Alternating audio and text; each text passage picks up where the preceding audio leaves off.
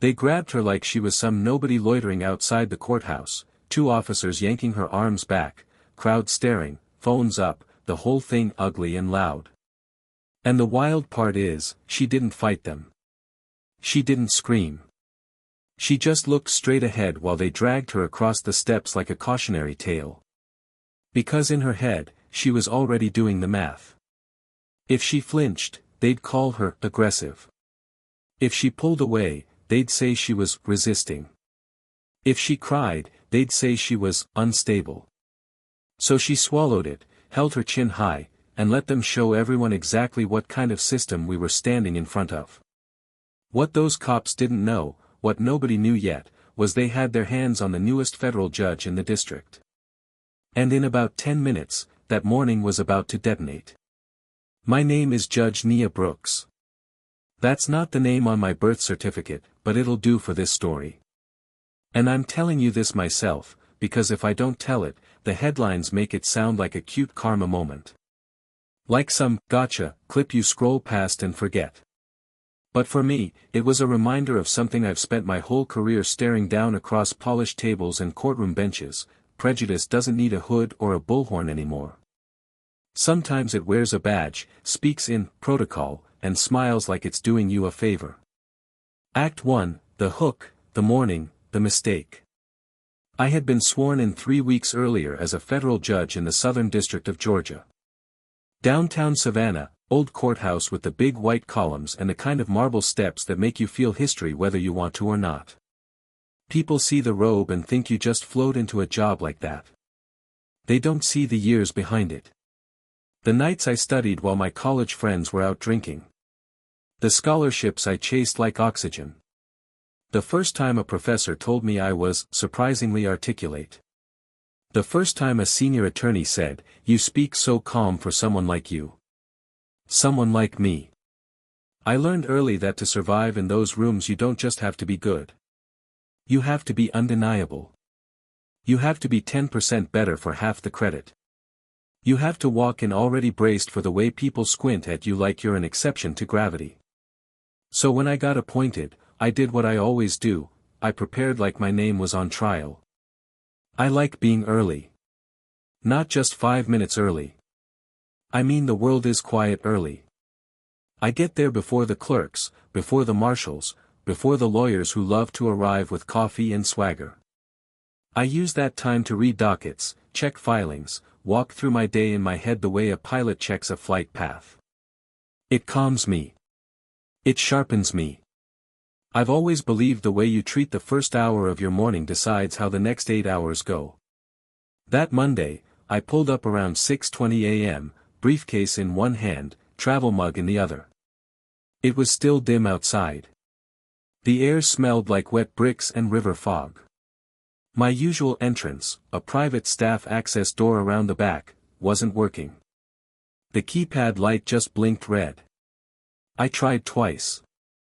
Nothing. I sighed, did the little internal, "Not today, Lord," and headed toward the main entrance. No big deal, I figured. I'd flash my ID, make a joke to whoever was on duty, keep moving. As I got close, I saw 2 security officers in the Morning Post. The taller one was leaning against the rail like he owned the stone.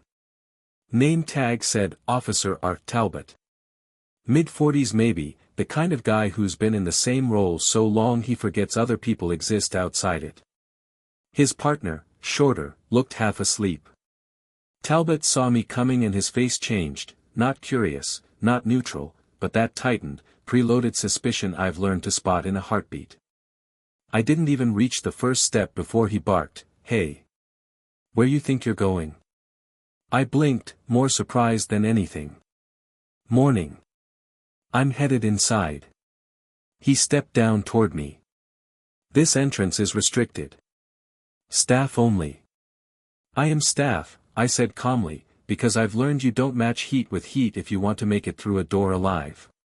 Talbot looked me up and down like I was a problem he'd already solved. "Aha. Sure you are. You got ID. Here's the thing I need you to understand. I had ID. My badge was in my purse, my federal credentials were in my briefcase. But the way he asked wasn't a normal question. It wasn't, "Good morning, ma'am, can I see your badge?" It was a dare. A challenge. Like he'd already decided I was lying and wanted the moment of catching me.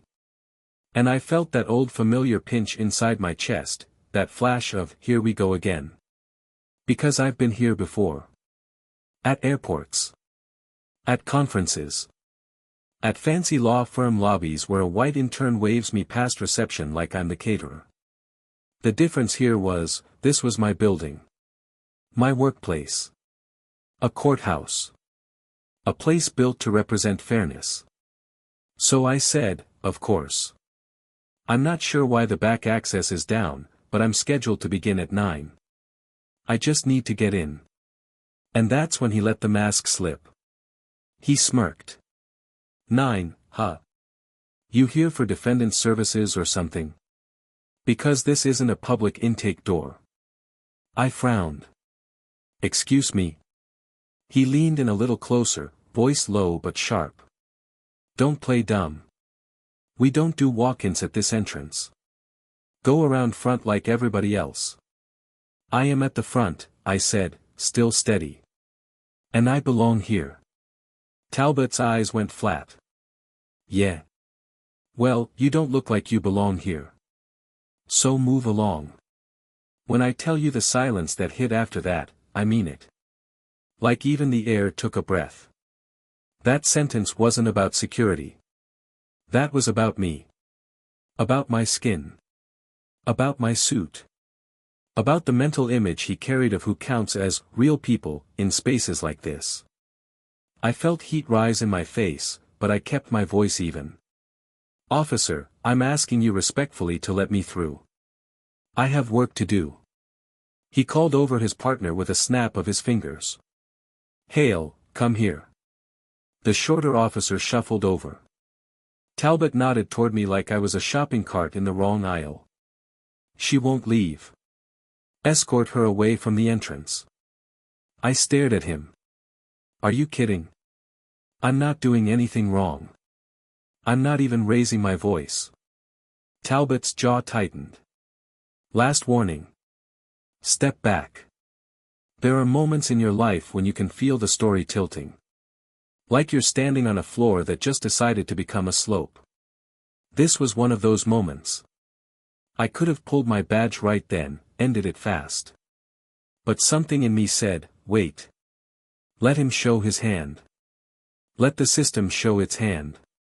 Because if I always have to flash power to be treated human, what does that say for the people who don't have any? So I stayed where I was. Calm. Still. And Talbot did exactly what I knew he'd do. He grabbed my arm. Not gently. Not like a professional escort. Like he was snatching a thief. His partner grabbed my other arm. And before I could even process it, my briefcase hit the steps, the leather scraping, and I was being pulled backward across the stone. I heard a clerk gasp from inside the glass doors. I saw 2 early arriving attorneys freeze mid-step.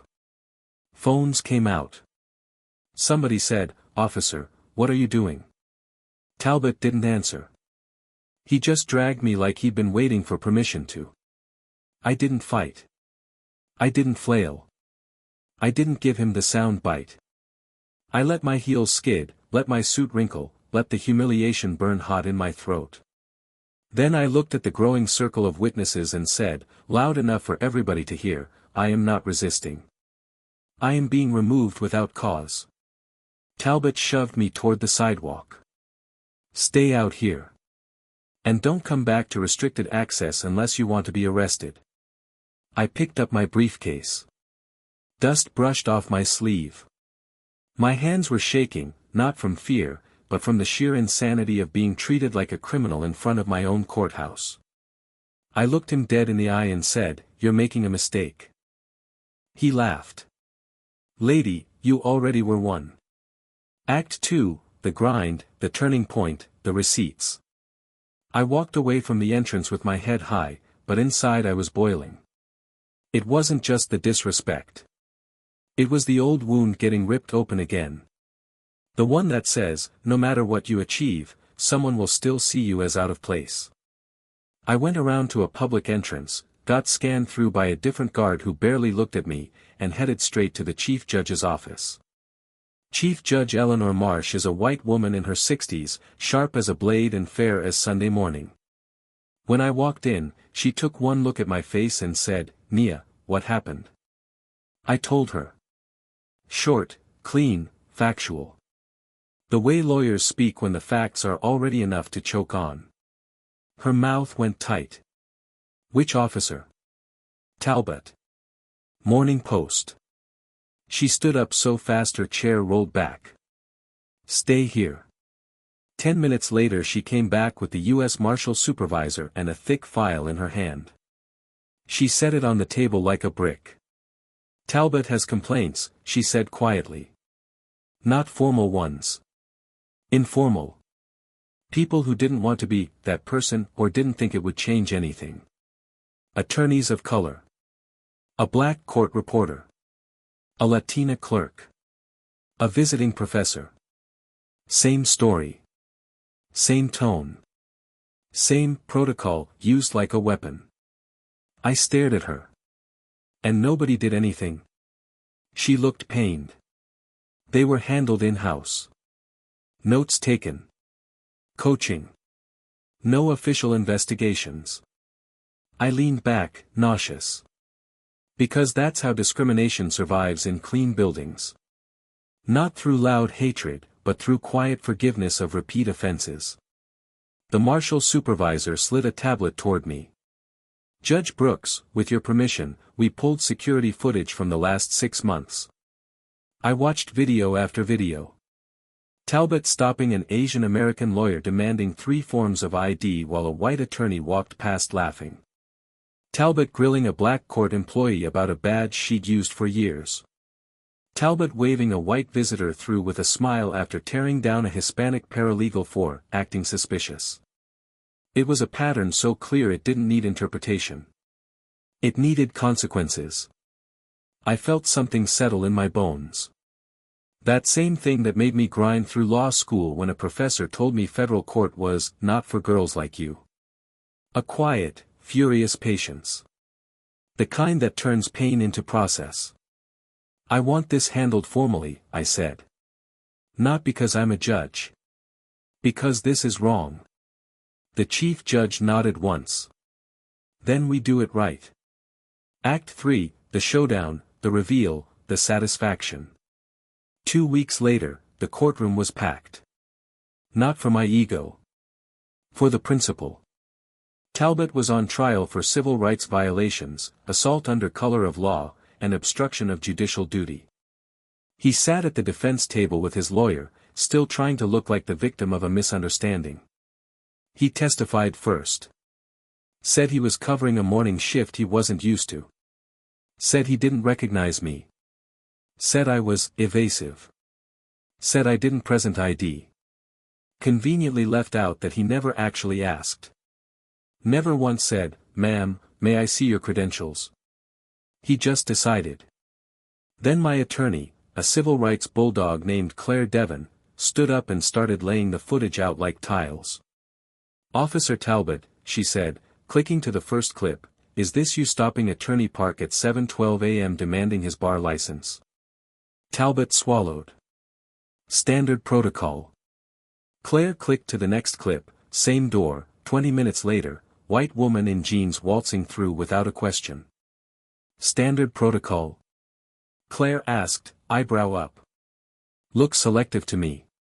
Video after video. Receipts on receipts.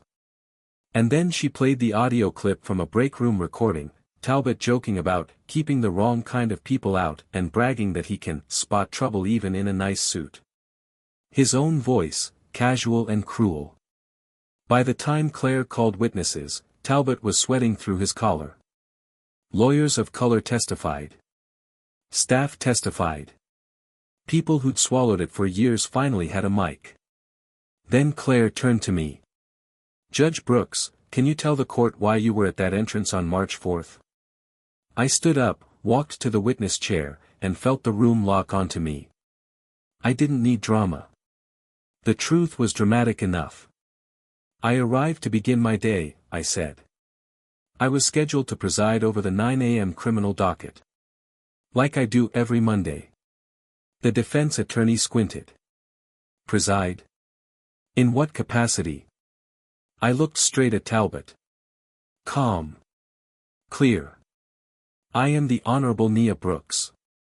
Federal Judge, Southern District of Georgia. Appointed 3 weeks prior. I was arriving to do my job. The sound in that room. Man. It wasn't a gasp so much as a wave crashing. Talbot's face drained like someone pulled a plug. His lawyer froze mid-note. People in the gallery murmured, stunned, not because I was a judge, but because Talbot had dragged a judge down courthouse steps thinking she was trash. Claire didn't gloat. She just let the moment sit there and rot in the light. Judge Brooks, she said, did you feel you should have to announce your title to be treated with dignity? No, I said. Nobody should. The jury deliberated less than an hour. Guilty on all counts. Talbot lost his badge, his job, his pension. He got prison time, probation, and a permanent ban from law enforcement. The courthouse implemented a new oversight system and mandatory bias training with real teeth, not checkbox seminars. Complaints would go to an independent panel now. No more in-house hush. And me? I walked back into my courtroom the next Monday with my robe on and my head high. Not because I'd won. But because the system had been forced to look at itself without makeup. Here's the part that might make you uncomfortable, and I want you to sit with it. The most viral part of this story is the twist: cops drag woman, then realize she's a judge. People love that reversal. But if my title is the only reason this case mattered to some folks, then we missed the point. Because what about the woman Talbot dragged last year who wasn't a judge? What about the kid he humiliated at security because he didn't look like he belonged? What about the attorneys who didn't file formal complaints because they didn't want to be labeled difficult? Justice isn't supposed to depend on surprise power. It's supposed to be normal. It's supposed to be for everybody. So yeah, I'm asking you to talk in the comments. Not politely. Honestly. Have you ever watched someone use rules as a cover for prejudice?